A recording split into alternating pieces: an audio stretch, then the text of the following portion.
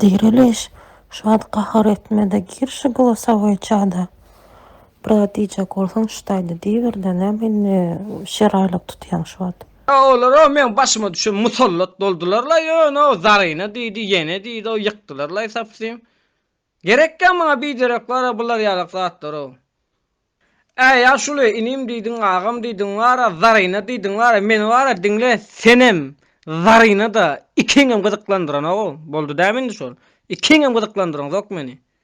Bular bizim karşımıza görüşýärlermi ya?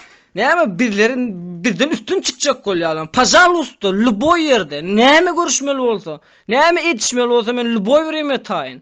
Siz meni passiv görkezmek isleň, ya meni bir kemsitmek isleň, başararmy kaňyz? Başararmy kaňyz? Men size suud eder.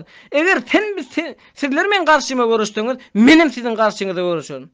Eger siz men sylasaňyz, men dwajda sylaryn. Sylamasaňyz, men de gereğini yaparyn. Ay bolya men istat diýmäýin la wapşe. Şerray sen bolýamy, sen şerraýlyan.